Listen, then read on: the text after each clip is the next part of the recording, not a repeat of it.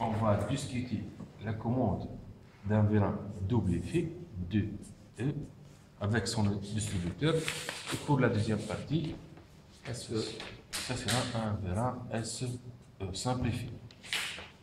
Voilà. Commençons par le vérin double effet.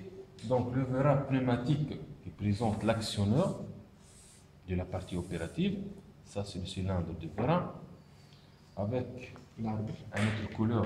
Je vais prendre l'arbre, la tige piston. Donc, dans cette position intermédiaire. Donc, voilà. Tige de vérin. Donc, pour commander ce vérin, il nous faut un distributeur 5-3.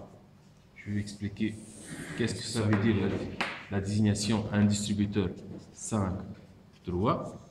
Donc, pour le distributeur qui va distribuer l'énergie pneumatique au vérin double effet, donc bien sûr pour le vérin on a deux orifices. Le premier responsable de la sortie de tige du vérin, le deuxième pour le recul du tige du vérin.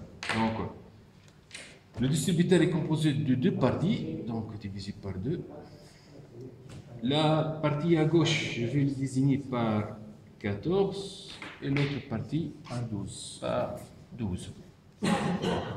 Pour la sortie des tiges de vérin, donc je vais commander donc, le circuit par la partie 14.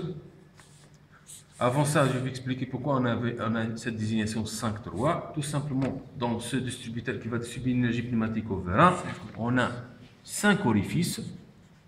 La première, c'est la source d'énergie pneumatique. Ça vient du compresseur pneumatique, par exemple. Et on a d'autres orifices, avec une autre couleur si possible, en noir. Voilà, j'ai le noir ici. Donc voilà.